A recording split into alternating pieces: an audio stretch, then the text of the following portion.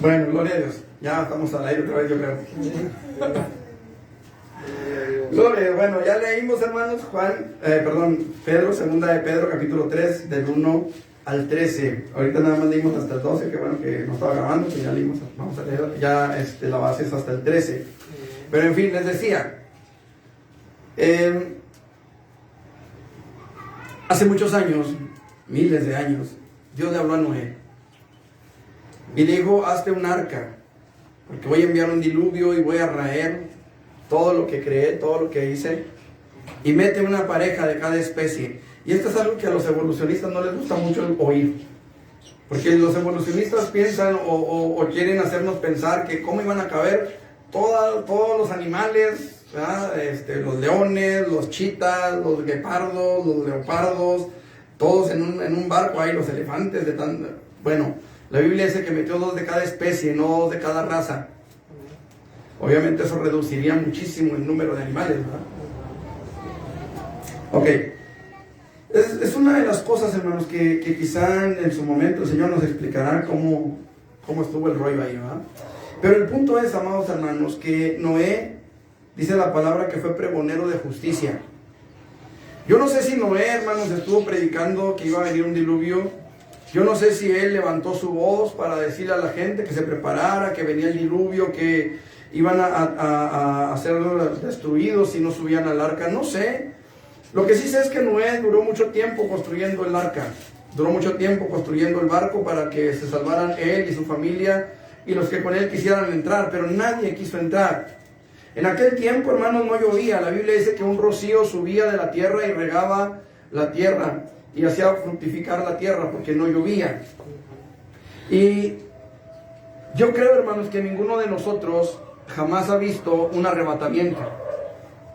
Yo creo que ninguno de nosotros jamás hemos visto el levantarse de los muertos y ser llevados a la presencia de Dios. Nunca hemos visto los carros quedarse solos, las bicicletas andar solas, las carriolas quedar vacías, los vientres de las mujeres embarazadas vaciarse. Nunca lo hemos visto. Sin embargo, amado hermano, la gente en el tiempo de Noé tampoco nunca había visto llover. Ellos no sabían lo que era un diluvio, ellos no sabían lo que era una lluvia torrencial, no, ni siquiera sabían lo que era la lluvia, vaya. Para cuando ellos se levantaban en la mañana ya estaba la tierra mojada, ya estaba la tierra regada, porque un rocío subía de la tierra y mojaba la tierra y la hacía germinar. Hoy, amado hermano, nosotros estamos viviendo tiempos en los que mucha gente, quizá al igual que con Noé, decían: pues, ¿desde cuándo están diciendo que Cristo viene? De hecho, la palabra del Señor lo dice sabiendo primero esto, que en los últimos días vendrán burladores andando según sus propias concupiscencias y diciendo: ¿dónde está la promesa de su advenimiento? O sea, ¿dónde está la promesa de que Él iba a venir? A ver, tienen mucho tiempo diciendo que Él va a venir, tienen mucho tiempo diciendo que se van, tienen mucho diciendo que van a ser arrebatados y que los muertos en Cristo resucitarán primero y que ustedes se van a ir y que nada más los que están en Cristo y que nada más los que son salvos y mucha gente hace chistes de eso y se burla de eso. Yo creo que de Noé también se burlaron.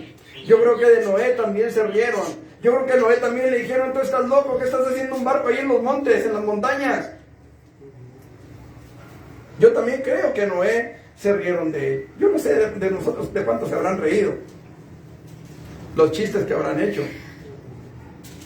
¿Sabe de que hay una cueva en Italia, en Roma, donde hay un dibujo, de esos dibujos pictóricos que les llaman, ¿no? De esos rupestre, una pintura rupestre, donde hay un dibujo de un burro en una cruz, y debajo del burro, al pie del burro, está la imagen de un soldado romano, y en latín dice: Alexamenos sebetas Deos, que quiere decir: Alexamenos venera a su Dios, o adora a su Dios, y tienen a un burro crucificado, obviamente representando a Jesucristo. En aquellos tiempos ya había burladores, en aquellos tiempos ya había gente que se reía de los que ponían su fe en Jesucristo. En nuestros tiempos, amado hermano, no dudo que a usted le haya tocado, a mí me ha tocado escuchar chistes acerca de Jesús. Nos ha tocado escuchar chistes acerca de la fe, acerca de la resurrección. Quizá hemos escuchado gente, hermano, que sin el menor reparo hace un chiste de Dios. y hacen películas en donde se burlan de Dios, hacen videos donde se burlan de Dios.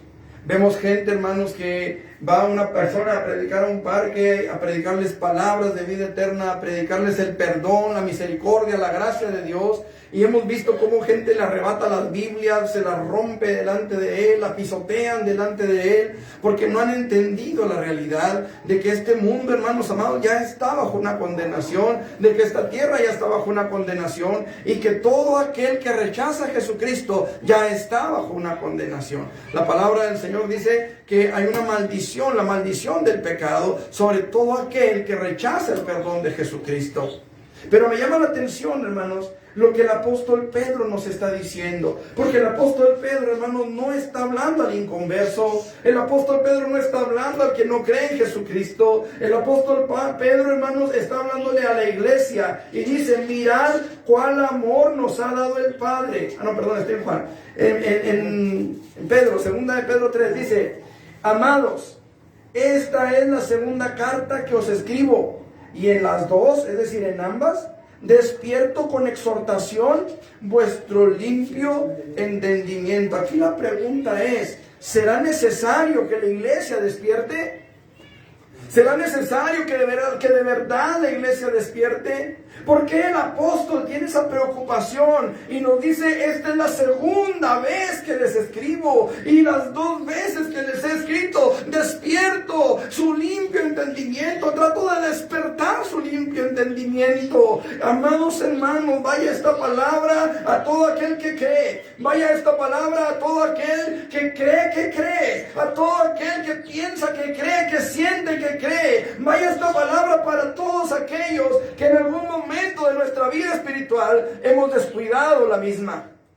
Y entendamos, amado hermano, es necesario que despertemos. Es necesario que de verdad, hermanos, nosotros podamos buscar la gracia y la misericordia de Dios. Es necesario que en nuestros tiempos busquemos un verdadero avivamiento para nuestra fe. Que no nos conformemos con un emocionamiento, hermanos. Hace un tiempo, no mucho tiempo, en una escuela en los Estados Unidos, hubo un gran mover espiritual, o al menos eso proyectaban en los videos. Horas y horas, días y días, metidos en oración, metidos en alabanza, cantando al Señor, orando al Señor. ¿Y qué ha pasado?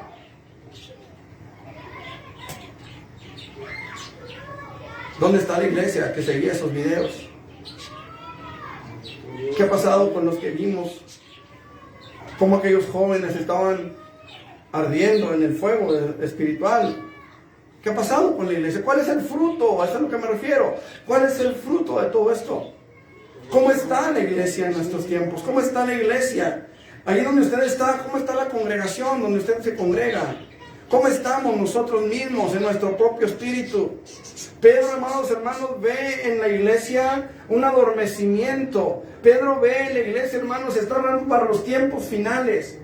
Está hablando, hermanos amados, de gente que así como en los días de Noé, en nuestros días se ha hecho una burla del evangelio.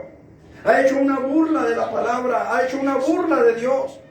Gente, amado hermano, que no le importa la salvación de las almas, lo único que les interesa es tener un lugar en la política, un lugar entre los empresarios, un lugar entre la gente de dinero. Y pudiéramos aquí hablar, amado hermano, de gente que ha engañado a la verdadera iglesia, pero también pudiéramos hablar, hermanos, de muchos otros que se han enriquecido solamente por medio de la fe.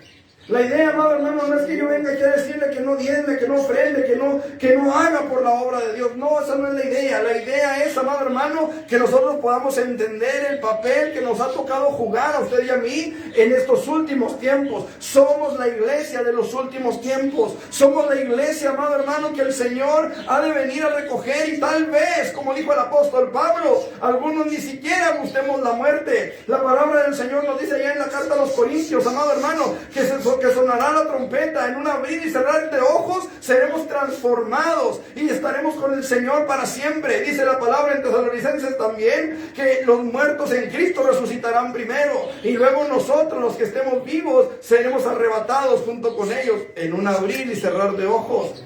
Entonces es importante que nosotros despertemos, es importante que la iglesia despierte, es importante que los pastores despierten, es importante que los misioneros despierten, que los evangelistas despierten, que la iglesia despierte, que todos y cada uno de nosotros entendamos, velad y orad, dijo el Señor Jesucristo. Dice la palabra, bienaventurado aquel siervo que cuando su Señor venga lo halle velando. Necesitamos despertar, hermano, necesitamos despertar en nosotros nuestro limpio entendimiento, necesitamos despertar en nosotros nuestra mente, nuestro espíritu. El apóstol Pablo dijo, renovaos en el espíritu de vuestra mente. Es necesario que despertemos y quiero que veamos por qué. Quiero hablar, hermano, del despertar de la iglesia y quiero que veamos por qué es necesario que despertemos, hermanos. En primer lugar, para que tengamos memoria de las palabras que antes han sido dichas por los santos profetas y del mandamiento del Señor y Salvador dado por nuestros apóstoles. ¿Quiénes son nuestros apóstoles, hermanos? Nuestros apóstoles fueron los 12 que anduvieron con Jesús. A ellos les fue revelado el Evangelio. Después sí, la Biblia menciona a otros apóstoles, pero no tuvieron la categoría de los primeros apóstoles. Me refiero a que ellos no recibieron revelación de parte de Dios. Ellos predicaron la revelación que los primeros apóstoles ya habían tenido. ¿Me explico? Ellos no anduvieron con que el Señor me dijo, Dios me habló. Ellos se enfocaron en lo que los apóstoles originales habían predicado. Se les llamó apóstoles. ¿Por qué? Porque andaban con los apóstoles predicando el Evangelio. Eran enviados igual que los apóstoles, eso significa apóstol, enviado. Pero ellos nunca tuvieron con que Dios me dijo que escribiera un libro y me llevó a la isla de Patmos y fui a la como dijo una mujer una vez, que había ido a la cueva de Santa, a la puerta de Santa Claus, al Polo Norte, a cerrar la puerta de los demonios, que no sé qué. No, esos ya son puras marihuanadas. Pero tenemos una palabra profética a la cual tenemos que hacer caso, hermanos. Esta bendita palabra.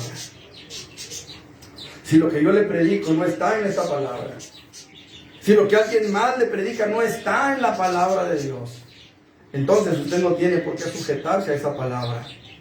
El problema es que mucha gente no entiende la palabra, no conoce la palabra, no le interesa la palabra. ¿Sabe usted que por algo se inventó lo que se conoce como la escuela dominical? ¿Sabe cuánta gente va a las escuelas dominicales? Yo sé que hay algunos que no pueden, pero hay gente que puede y lo quiere. ¿Sabe que hay iglesias, amado hermano, que han decidido terminar las escuelas dominicales? Que prefieren no tener estudios bíblicos porque la gente no va. Tenemos, amado hermano, una responsabilidad delante de Dios. Y hablo a los pastores que pudieran estar oyendo. No tienes por qué dejar de instruir a la iglesia en la palabra de Dios. Jesucristo dijo, escudriñad las escrituras, porque a vosotros os parece que en ellas tenéis la vida eterna y ellas son las que dan testimonio de mí. No tienes por qué dejar de enseñar la palabra. Y hablo a las ovejas, hablo a las iglesias, a los creyentes. No tienes por qué hacer a un lado la doctrina. La doctrina es lo que te va a llevar a la salvación. Y usted dirá, yo ya soy salvo, ya Cristo me salvó, ya Cristo lavó mis pecados, gloria a Dios por eso, aleluya. ¡Qué bueno! Pero la palabra del Señor dice, ten cuidado de ti mismo y de la doctrina. Es importante la doctrina, es importante la enseñanza, es importante el aprendizaje de la palabra de Dios. Porque la palabra de Dios es el mapa que Dios nos dejó, es el manual de instrucciones que Dios nos dejó. Es ahí donde nosotros podemos reflejarnos y podemos ver cómo estamos parados delante de Dios. Por eso mucha gente no lee la Biblia, prefiere leer el libro vaquero. Por eso mucha gente no ve la Biblia, prefiere conformarse con ver videos en internet. Por eso mucha gente no lee la Biblia, prefiere ver La Rosa de Guadalupe. Por eso mucha gente no lee la Biblia, porque en la palabra de Dios usted se va a ver reflejado tal como usted es. Y a mucha gente no nos gusta vernos reflejados tal como somos en el espejo. Cuando usted se levanta, va en la mañana y va y se asoma al espejo en su baño y se ve todo mosquiento, lleno de lagañas y con la marca blanca por acá y los pelos de mocú, ¿a usted no le gusta eso? Inmediatamente dice, me tengo que bañar. ¿Sí o no? O por lo menos darme una peinada. Y empieza, hay gente que inmediatamente... ¿verdad? ¿Por qué? Porque no le gustó lo que vio en el espejo. La palabra de Dios es una lámpara que alumbra, hermanos. La palabra de Dios es una lámpara que alumbra nuestro camino. La palabra de Dios es una lámpara que alumbra nuestras vidas. Cuando yo estaba en la sierra, se los he platicado muchas veces, cuando estaba en la sierra, pusimos una plantita de luz. Creo que este domingo lo mencioné en el culto. Pusimos una plantita de luz y nada más había un foco sobre mí. ¿Sabe qué, hermano? Cuando sonó el balazo que tiraron, a mí no me gustó estar debajo de la luz. Porque era el único que estaba ahí, era el único que se veía. Estábamos allá en un rancho rodeados de mucha gente, porque sí había mucha gente en el pueblito, el Manzano se llamaba. Pero allá entre los pinos, de repente suena un balazo y yo era el único que estaba debajo del foco. Claro que no me gustó estar debajo de la luz. Hay mucha gente, hermano, que no le gusta estar bajo la luz, y no porque vayan a tirar un balazo, sino porque sabe que sus obras van a ser manifiestas. Sabe que sus obras van a salir a la luz, sabe que sus obras, sabe que sus palabras, sabe que sus actos van a ser vistos. La palabra de Dios es una lámpara que alumbra, cual faro, dice un canto infantil, cual faro en la tempestad. La palabra de Dios, amado hermano, es la que nos va a dar vida. La palabra de Dios, amado hermano, es la que nos va a condenar en caso de que no la cumplamos. Por eso el apóstol Pedro dice, hey, despierten, acuérdense que hay una palabra, despierten, acuérdense que hay unas instrucciones que seguir, despierten, acuérdense que en la palabra está la advertencia de que Cristo viene pronto. Tenemos que despertar nuestro entendimiento, hermanos. No podemos conformarnos con tener una simple religión vacía, hueca, que no sirve para nada, como mucha gente que la tiene, y que mucha gente que confía en que tiene una religión. Mucha gente que confía en que tiene un credo, en que tiene un dogma, en que tiene una membresía en una iglesia. Eso de nada sirve si la palabra está hecha a un lado. Eso de nada sirve si la palabra de Dios no tiene un valor para nosotros. ¿Me estoy explicando? Por eso el apóstol Pedro dice, hey, despierten, despierten, tienen una palabra que seguir, tienen una revelación divina que seguir, tienen una revelación en la palabra que tiene que transformar sus vidas, que tiene que transformar sus corazones.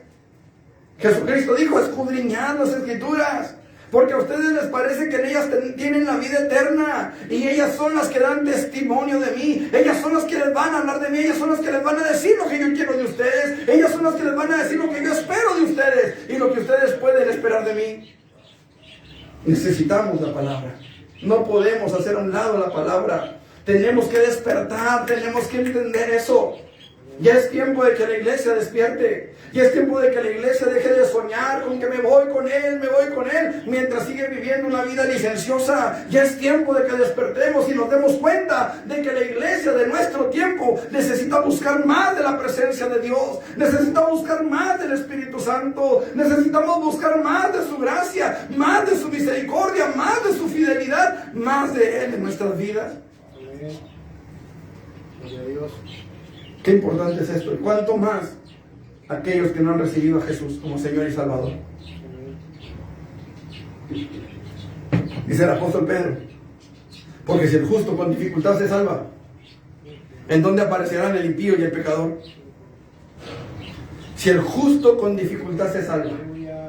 Y dice la palabra de Dios allá en Romanos capítulo 5 versículo 1, justificados pues por la fe, tenemos paz para con Dios, por medio de nuestro Señor Jesucristo. Justificados pues por la fe. Usted y yo hemos sido justificados por la fe en Jesucristo. Pero si el justo con dificultad se salva, ¿en dónde aparecerá aquel que no ha sido justificado? ¿En dónde aparecerá el pecador? ¿En dónde aparecerá el impío? La palabra del Señor dice que solamente hay un destino, y dice la palabra que hay una horrenda expectación de juicio y de hervor de fuego que ha de devorar a los adversarios. Iglesia, despierta. Iglesia, despierta. Es necesario que la iglesia despierte, es necesario que la iglesia se levante del sueño. Nos hemos quedado dormidos en nuestros laureles, nos hemos quedado dormidos, amado hermano, y no hemos entendido la verdad de nuestra situación delante de Dios. Pero fíjese lo que dice la palabra del Señor, amado hermano, diciendo: ¿dónde está la promesa de su advenimiento? Porque desde el día en que los padres durmieron, todas las cosas permanecen así, como desde el principio de la creación. Estos ignoran, dice, voluntariamente que en el tiempo antiguo fueron hechos la palabra de Dios, por la palabra de Dios, y los cielos y también la tierra, que proviene del agua y por el agua subsiste. Escuche, hermano, hay muchas personas aún dentro de la iglesia que piensan que el Señor Jesucristo no va a venir todavía. Es más, hay gente que piensa que el Señor Jesucristo no va a venir y punto. Hace unos meses atrás estaba leyendo la carta una carta de un obispo de Roma, me parece que era obispo, y él decía que Jesucristo simplemente no va a venir, que Jesús estaba borracho cuando dijo eso. Nada más imagínense hasta dónde hemos llegado. Burladores, hermanos, burladores, dice la palabra del Señor. Sabiendo primero esto, que en los postreros días vendrán burladores, andando según sus propias concupiscencias. Es que no es de extrañar, dijo este hombre, Giorgio, no recuerdo el apellido, Giorgio Salvatore. Y él dijo: es que no es de extrañar que alguien que hizo vino hubiera andado hasta la chancla. Bueno, no fue esa palabra, ¿verdad? Pero dijo que hubiera andado ebrio, borracho. Y que Jesús dijo que iba a volver porque andaba borracho. Imagínense. Aún dentro de los que dicen que son hombres de fe, se han levantado burladores. Y la iglesia, bien, gracias. La iglesia, bien, gracias. Versículo 7. Pero los cielos y la tierra que existen ahora están reservados por la misma palabra, guardados para el fuego en el día del juicio y de la perdición de los hombres impíos. Mas, oh amados, no ignoréis esto, que para el Señor un día es como 1000 años y 1000 años como un día. El Señor, ¿qué dice? No retarda su promesa, según algunos la tienen por tardanza, sino que es paciente para ¿con quiénes? Para con nosotros, amados hermanos. Versículo 10. Pero el día del Señor vendrá como ladrón en la noche. Tenemos que despertar y darnos cuenta, amados hermanos, de que el Señor viene. Maranata, Cristo viene por su pueblo, y tenemos que entenderlo, y tenemos que estar atentos, alertas, sabedores, amados hermanos, de que pronto nos vamos. Las señales están cumpliéndose, todas y cada una de ellas. Los terremotos se suceden uno tras otro. Usted puede meterse a YouTube y va a ver qué cantidad de información de terremotos hay por todos lados. Plagas, pestes, hermanos. Lo que el Señor llama pestes, ahorita lo llaman epidemias. Y podemos hablar quizás de la pandemia o de la epidemia del ébola, por ejemplo. Podemos hablar, hermanos amados, de la fiebre bubónica. Podemos hablar del SIDA. Podemos hablar del antrax. Podemos hablar de las vacas locas. Podemos hablar de la fiebre aviar. Podemos hablar del COVID. Podemos hablar, hermanos, de pestes que han llegado a la tierra en diferentes tiempos. Porque la Biblia no nos dice que van a llegar todas juntas. Solamente nos dice que van a llegar. Entonces, qué importante es que entendamos esto. Qué importante es que entendamos esto. El día del Señor vendrá, y dice: así como ladrón en la noche. Escucha, hermano, porque mucha gente de aquí acuñó la palabra rapto. Jesús no viene a raptarnos, Él viene a arrebatar lo suyo. Es muy diferente. Un rapto es cuando se llevan a alguien por la fuerza. Yo espero que mi Señor venga por mí. Es muy diferente. Pero ¿a qué se refiere entonces cuando dice que es como ladrón? Él no es un ladrón, Él no viene a robarse lo que no es suyo. Él pagó por mí en la cruz del Calvario. Pero que ¿A qué se refiere? a esa puede ser en cualquier momento que nos se espera cómo llega un ladrón a una casa. Un ladrón no va a llegar a dejar una tarjetita, va y le va a decir, mañana vengo a las 3 de la tarde para que por favor me deje abierta la puerta porque no se la quiero destrozar. Un ladrón no le va a decir eso. ¿Por qué? Porque lo primero que se va a encontrar en la puerta va a ser a usted con una escopeta. O de perdida con un bat de béisbol. ¿Sí o no? O sea, usted no le va a llegar el ratero, va a hablarle por teléfono, a decirle, oiga, mire, ¿sabe qué? Mañana voy a su casa como eso de las 3 de la tarde para que por favor me tenga a mí una chuleta en el asador y una coca bien helada porque está haciendo mucho calor y voy a llegar a limpiarle su casa. Claro que no. Es ridículo pensar algo así. El ladrón no le va a avisar cuándo. ¿Sabe qué, hermano? Mucha gente piensa que Jesús no viene porque la iglesia no está lista. No, Jesús no viene porque no ha llegado el momento. Cuando el Señor Jesucristo lo determine, cuando el Padre lo determine, porque la Biblia dice que solamente el Padre lo sabe, o al menos eso fue lo que Jesús dijo en su momento. Cuando el Padre haya determinado el momento, Él va a venir. Y no va a haber nada ni nadie que lo detenga. El problema, amado hermano, no es que la iglesia esté preparada o no para que Cristo venga. El problema es que la iglesia esté preparada o no para irse. Y eso es algo que tenemos que entender, tenemos que despertar y entender, amado hermano, que el día del Señor vendrá como ladrón en la noche, cuando nadie lo espera, cuando nadie está con la expectativa. ¿Cómo está tu vida hoy? Hace tiempo, mientras yo daba una escuela dominical, yo le preguntaba a la iglesia y les dije, hermanos, ¿qué es más fácil? ¿Que Cristo venga o que usted se vaya? Y la gente pensando, ¿verdad?, en los eventos, en los acontecimientos proféticos, dijeron, pues falta mucho para que Cristo venga, primero nos morimos. Y yo les dije, ¿usted cómo sabe?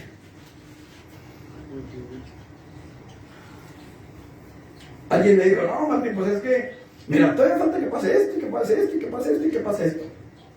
Le dije, ¿y quién dice que no se puede venir en cascada? Pues fue como cuando la arca de Noé, ¿quién creyó? ¿Quién te dice que no se pueden venir varias cosas al mismo tiempo? Por ejemplo, ahorita tenemos los terremotos por todo el mundo. Ahorita hay nación contra nación y reino contra reino. Es decir, reino contra reino, ¿qué significa? País contra país. Ahí está Rusia, ahí está Ucrania. Pero antes de ellos vimos lo que fue la Primera y la Segunda Guerra Mundial. Eso se llama guerras. Pero también dicen rumores de guerras. ¿Cómo está la situación política entre China y Estados Unidos? Entre Corea y todo el resto del mundo. Irán. ¿Cómo está Irán, hermanos? Armándose hasta los dientes. Apoyando a Rusia contra Ucrania. Nación contra nación. Reino contra reino. ¿Qué es nación contra nación? Bueno, reino contra reino es país contra país. Pero ¿y nación contra nación? También ya hay esos altercados de Obrador con Estados Unidos. O sea... Nación contra nación, ¿qué es eso? Aquí en México, hermanos, ¿cuántos muertos ha habido? Eso es nación contra nación. Porque no vino un ejército extranjero, hermanos, a matar a los mexicanos. Los mexicanos se están matando entre ellos. Eso es nación contra nación. ¿Qué acaba de pasar con los emigrantes en Ciudad Juárez? Pues ellos mismos se llevan en la torre, ¿verdad? Porque ellos prendieron la lumbre. O sea, no entiendo muchas veces el pensamiento del hombre, ¿no? No lo entendemos. Pero lo cierto, amados hermanos, es que hay señales que se están cumpliendo. Ya vimos los terremotos, ya vimos las pestes, ya vimos nación contra nación, reino contra reino. Ya vimos, hermanos amados, cómo las caravanas migrantes, por ejemplo, están en Daniel, están profetizadas en Daniel. Que la gente andará de aquí para allá, de un lado para otro. Las grandes migraciones masivas se están viendo. Y sabe que mucha gente no ha despertado. Mucha gente no se ha dado cuenta que Cristo viene. Lo peor del caso, dentro de las mismas iglesias. Hermano, tanto esas situaciones como lo que está pasando con el calentamiento global. El calentamiento global, ¿qué es eso del calentamiento global? Dice la palabra del Señor, versículo 10. Y los elementos ardiendo serán deshechos, y la tierra y las obras que en ella hay serán quemadas. puesto que todas estas cosas han de ser desechas, ¿cómo no debéis vosotros andar en santa y piadosa manera de vivir, esperando y apresurándoos para la venida del día de Dios, en el cual los cielos encendiéndose serán deshechos y los elementos siendo quemados se fundirán? El calentamiento global no lo para nadie. Por mucho que salgan ahí diciendo a los jóvenes, nosotros vamos a salvar al mundo y nosotros vamos a cambiar al mundo y que no sé qué, esto no tiene arreglo, hermanos. Así como cuando la guerra esa cuando el Día de la Mujer, que fueron y hicieron tanta Nación contra nación. Ok, el asunto es este, hermanos. Tenemos que despertar. La iglesia necesita despertar, porque el día menos pensado la iglesia se va. Y cuando digo que la iglesia se va, me refiero a los que estén despiertos. Me refiero a los que hayan velado. Hay un canto viejito que dice: los que velaron se irán con él, los que durmieron se quedarán. Y no está hablando de gente de fuera de la iglesia, está hablando de la gente dentro de la iglesia. Fíjense cómo dice el apóstol Pedro, hermanos.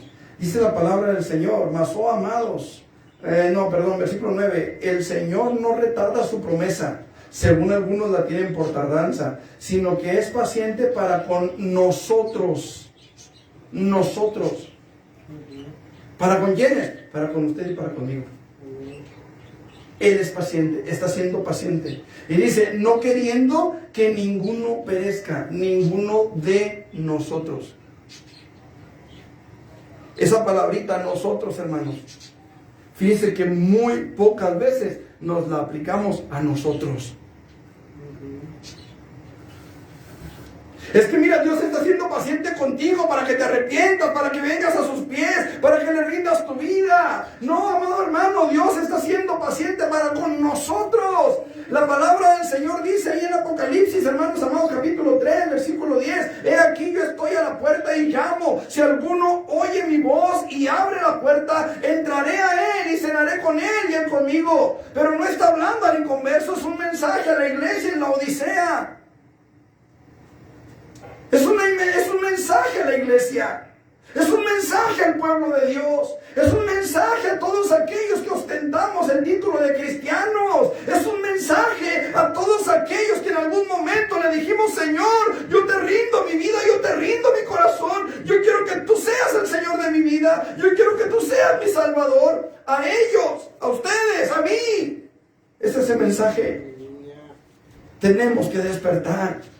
Tenemos que entender, hermano, que el Señor viene por una iglesia pura, limpia, santa. Dice la palabra del versículo 12: esperando y apresurándoos para la venida del día de Dios. Versículo 11: puesto que todas estas cosas han de ser deshechas, ¿cómo no debéis vosotros andar en santa y piadosa manera de vivir?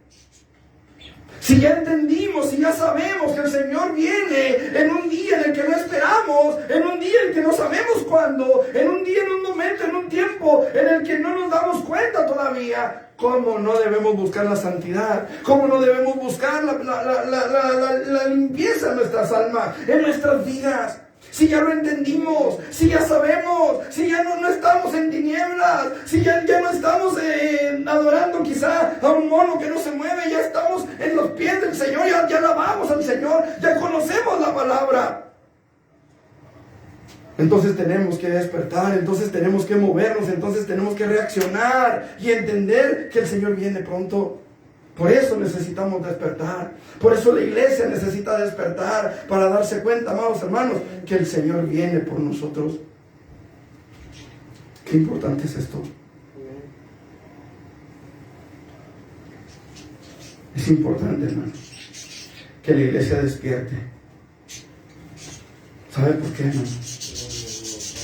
Porque así como el Señor viene pronto, hoy nosotros necesitamos, hermanos, entender que necesitamos limpiar nuestras vidas. Tenemos que despertar. Él viene por una iglesia sin mancha ni arruga. Hace tiempo, cuando estábamos aquí enfrente del parque, el Señor me dio un mensaje como todos los que Él me da. Y no estoy diciendo que el Señor Dios me dijo, no, lo que la palabra enseña. Y un día estábamos preparando para venir al templo, estaba preparando el mensaje. No es cierto, ya estaba yo planchando una camisa. Y ese día se me ocurrió traerme el traje, ya que casi nunca me traía traje yo para Ubi. Nada más tenía uno, y pues, a veces no me lo traía. Ahorita, gracias a Dios, ya me regalaron dos. Gloria a Dios por ello. Están usados, están viejitos, pero me visten. Amén. Bueno, el asunto, hermanos, es que estaba yo planchando la camisa.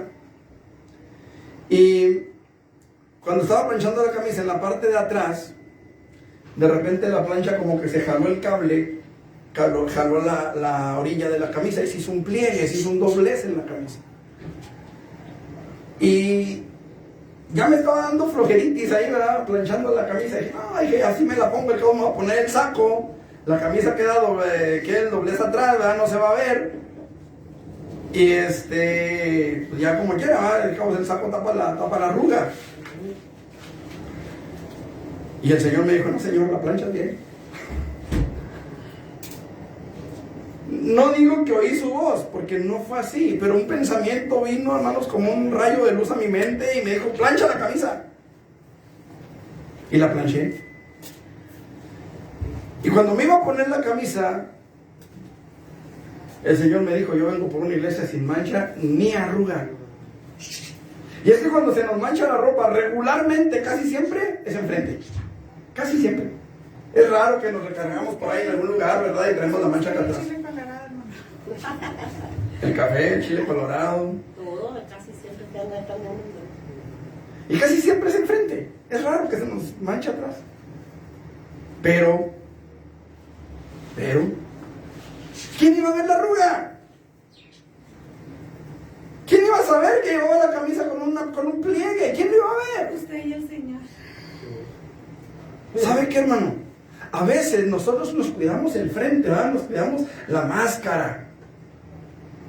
Que todos vean en nosotros la santidad, que todos vean en nosotros, hermanos, la pureza, la limpieza de pensamientos, de habla, de conducta por enfrente, pero por detrás.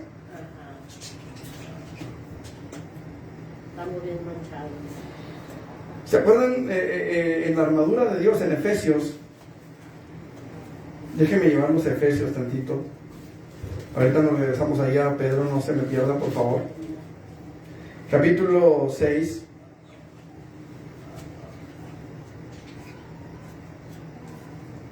Versículo 13. Por tanto, tomad toda la armadura de Dios, para que podáis resistir en el día malo y habiendo acabado todo, estar firmes. Estad pues firmes, ceñidos vuestros lomos. Escucha eso. Ceñidos vuestros lomos con la verdad. ¿Qué es eso de ceñidos vuestros lomos? ¿Cuáles son los lomos? Para empezar,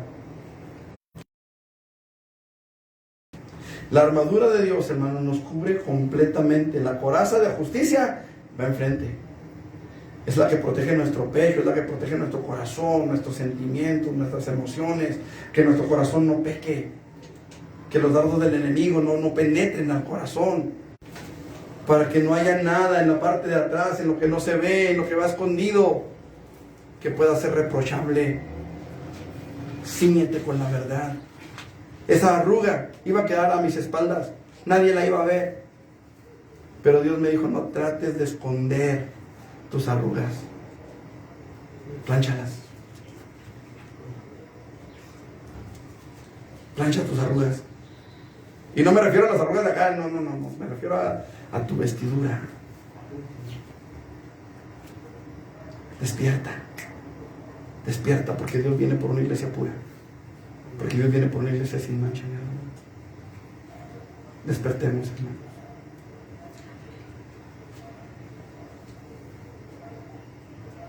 Dice la palabra del Señor, versículo 13.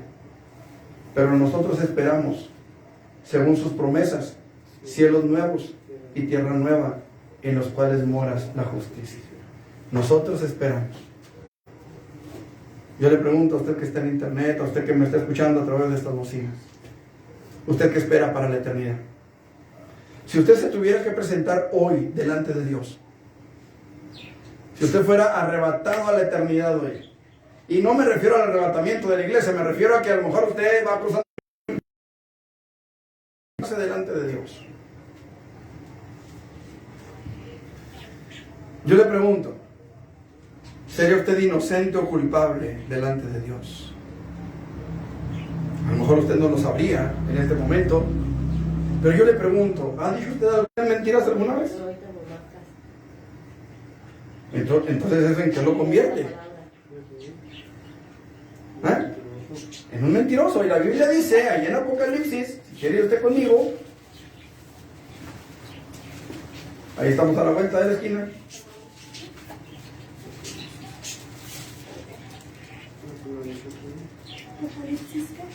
Déjeme ver.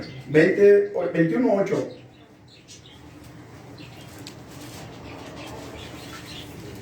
¿Lo tiene? Dice, pero los cobardes e incrédulos, los abominables y homicidas, los fornicarios y hechiceros, los idólatras, y todos los ¿qué? Y todos los mentirosos. Pregunto otra vez, si usted que ha dicho mentiras se tuviera que presentar delante de Dios en este momento, ¿es inocente o culpable? Porque dice la palabra, y todos los mentirosos tendrán su parte en el lago que arde con fuego y azufre, que es la muerte segunda. Pregunto, amada iglesia, ¿inocentes o culpables? ¿Por qué no aceptas a Cristo? Porque se van a burlar de mí, porque me van a decir cosas, porque me van a dar con la Biblia y me van a decir, ahí viene el aleluya, ahí viene el hermanito, aleluya, aleluya. Dios, ahí es cuando dices ¿Por qué los cobardes? es difícil, es a veces, por ejemplo, que tú les hables de Dios y todo, y que te empiecen a decir cosas y te acobardas, y dices, ay, caray. Ahora, también hay veces que nos acobardamos por nuestro propio testimonio, porque nos conocen, porque saben cómo somos, porque saben que no somos los cristianos que debiéramos ser, y nos acobardamos. Los cobardes, dice. Ahora, dice allí también, los abominables. ¿Quiénes son los abominables? Los que cometen abominación contra Dios. ¿Y quiénes son esos? Dice la palabra de Dios, los que se echan con varones, los afeminados. Eso dice la palabra de Dios, esos son los abominables. ¿Y los son los homicidas? Pues los que matan gente. Abominables y homicidas, dice la palabra del Señor. Y luego fíjese, dice, los fornicarios. O sea, los que tienen relaciones sexuales fuera del matrimonio. Ya sea que sean adúlteros o que sean... Y esto es importante que lo entendamos. Dice la palabra del Señor, sigue diciendo, los hechiceros. ¿Dónde estoy? Versículo 8. Dice, los idólatras. ¿Cuáles son los idólatras? Los que ponen antes que a Dios en su corazón. Esos son los idólatras. Los que dicen, ay, es que Juan Gabriel es mi ídolo. Esos son idólatras. ¿Me explico? Los que van a un concierto y le hacen así, ¿vale? ¿Saben ustedes de dónde salió ese movimiento de las manos en los conciertos? Ese movimiento se va a trigo y lo mecían delante de Dios en adoración. Era una forma de alabanza. Y eso lo han metido en los conciertos de rock, en los conciertos de los músicos mundanos. Eso es idolatría. Idolatría es tener, amados hermanos, una imagen de Dios. Cualquiera que sea. Dice la palabra en el versículo, en el capítulo, en el segundo mandamiento, dice, no te harás imagen, ni ninguna semejanza de lo que está arriba en los cielos. ¿Quién está arriba en los cielos? Dios, los ángeles, el Señor Jesucristo. No te harás semejanza de lo que está arriba en los cielos. No te harás imagen de lo que a mí me dijo, ¿a poco usted no tiene INE? ¿A poco usted no tiene credencial de elector? Sí, pero no le ponen una boleadora, no le hago peticiones a mi credencial. ¿Me explico? Dice, no te das imagen de lo que está arriba en los cielos, ni abajo en la tierra. Hay gente que adora a los monos, que adora a las serpientes, que adora... Fíjese bien, hermano. Porque de repente nosotros escalafonamos el pecado. ¿Me explico? ¿Qué es peor? ¿El que se roba un pan blanco en la tienda? ¿O el que mata a una persona por 100 pesos? ¿Qué es peor? ¿Para usted qué es peor? Una persona por 100 pesos. El que mata a una persona por 100 pesos, ¿verdad? De verdad, por 150, ¿verdad? El que mata a una persona por lo que sea. Los dos son iguales. Pero delante de Dios los dos son iguales. Porque fíjense lo que dice aquí, hermanos amados. Ni los ladrones, ni los... Bueno, dice aquí en el versículo 8, lo estamos leyendo, ¿verdad? Dice, ni los cobardes, ni los incrédulos, ni los abominables, ni los homicidas, ni los fornicarios, ni los hechiceros, ni los idólatras, ni los mentirosos. Ninguno va a entrar al reino de los cielos. Si no se arrepienten. Sí, no se arrepiente. Si no se arrepiente de sus pecados, de la Ahora, manera que está. ¿es suficiente arrepentirse? No, sino vivir. No, tiene que aceptar el perdón a través de Jesucristo. Tiene que aceptar que Jesús murió por sus pecados en la cruz del Calvario. Ahora, yo lo que quiero hacerlos ver, hermanos, es que para Dios lo mismo es el hechicero, es decir, el que le rinde su vida a Satanás en servicio a Satanás. Para Dios lo mismo es ese, que el que dice una mentira piadosa, que el que dice una mentirita blanca, o del color que la quiera pintar. Pecado es pecado, y la Biblia dice que la paga del pecado es muerte.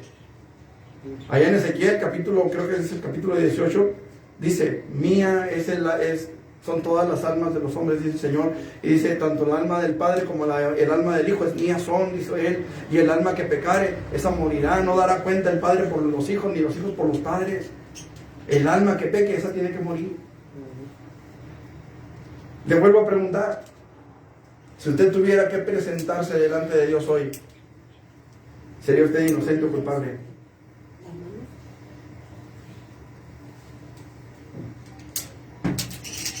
Si es usted inocente, iría al cielo. Si es usted culpable, iría al infierno. Le pregunto, ¿cielo o infierno? ¿Cuál sería la expectativa que usted tiene? Porque el apóstol Pedro dice, si volvemos otra vez a Pedro, versículo 13, pero nosotros esperamos, según sus promesas, cielos nuevos y tierra nueva. ¿Cuál es la esperanza que usted tiene como iglesia? O como persona que me está escuchando, no sé si a través de las bocinas, no sé si a través del internet alguien le compartió esta publicación, este video, a lo mejor usted se metió a mi Facebook, a lo mejor se metió al canal de YouTube, a lo mejor alguien le compartió el video, no sé, pero yo le pregunto, si usted llegó hasta este punto, que espero que sí, ¿cuál es su esperanza para la eternidad? Porque, por ejemplo, aquí hay mucha gente que se prepara hasta 20 años estudiando para vivir o trabajar una carrera de no sé, otros 20, 30 años y luego jubilarse. Si es que llega a los 30 años. ¿Pero qué le gusta para la eternidad? ¿80 años? ¿Para ustedes eso es la eternidad? ¿100 años? ¿1000 años? ¿2000 años? ¿20,000 años? ¿Cuánto es la eternidad? Jesucristo dijo, por los siglos de los siglos. Eso es la eternidad. Ahora la cosa es esta, ¿cuál es su esperanza para la eternidad? ¿En dónde piensa usted pasar la eternidad? ¿En el cielo o en el infierno? La Biblia dice que ningún mentiroso entrará en el reino de los cielos. Entonces, ¿cuál es su esperanza? Que los ladrones no entrarán al reino de los cielos. Yo le pregunto, ¿se ha robado usted algo alguna vez? A lo mejor usted mira, pues cuando niño, ¿verdad? Un chicle en la tienda, unas papitas, o no sé, algo muy sin chiste.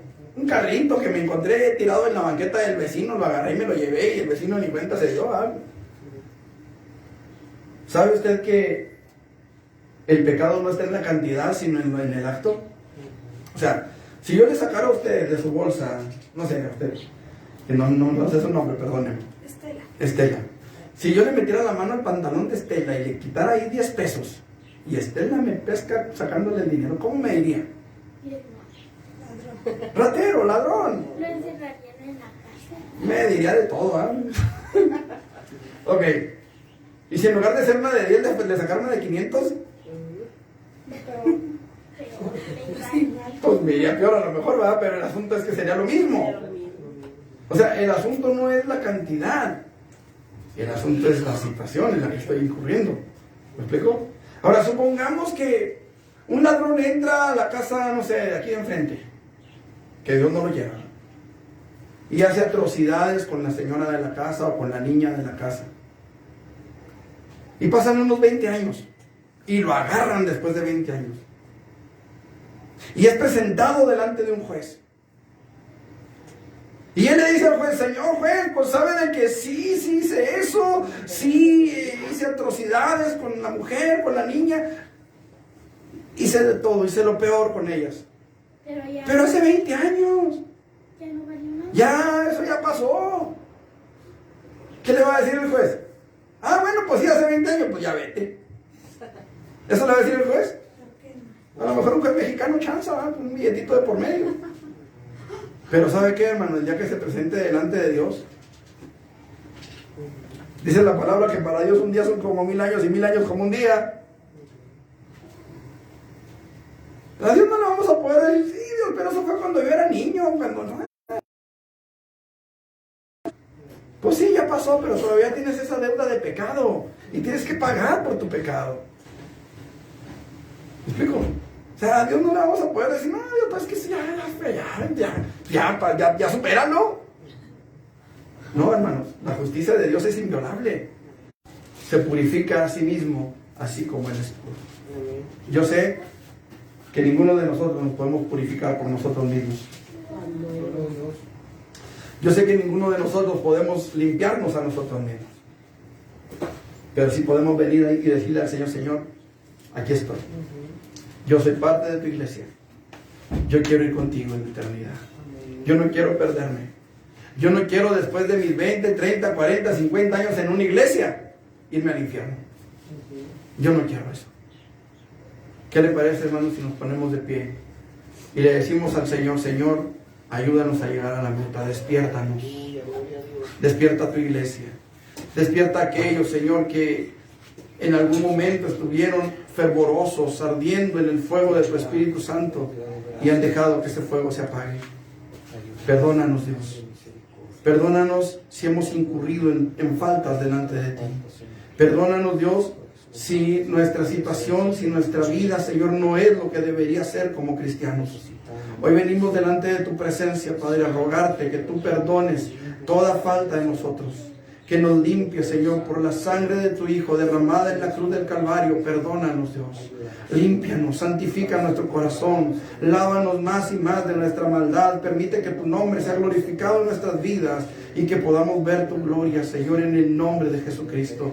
Permite que esta palabra, Señor, pueda llegar al corazón de aquellos que necesitan, Señor, un mensaje refrescante, un mensaje que los despierte, un mensaje que los levante, un mensaje, Señor, que los llene de energía para seguir caminando en el camino de la fe. Que como el apóstol Pablo, Señor, nosotros también en su momento podamos decir: he peleado la buena batalla, he acabado la carrera, he guardado la fe. En el nombre de Jesús, Padre, ayúdanos a estar a la expectativa, ayúdanos a estar en la espera de tu venida, que cuando tú vengas por tu pueblo no seamos tomados por sorpresa, que cuando tú vengas por tu pueblo, Señor, estemos listos, estemos preparados y esperando, Señor, para irnos. Tu palabra dice, Señor, que el Espíritu y la iglesia dicen: ven. Y sí, Señor, ven por nosotros, ven por tu pueblo, pero ayúdanos a estar preparados, ayúdanos a estar listos, Señor, para irnos, porque no queremos quedarnos en este mundo que está condenado, en este mundo, Señor, que está destinado a la destrucción, Señor. No queremos quedarnos aquí,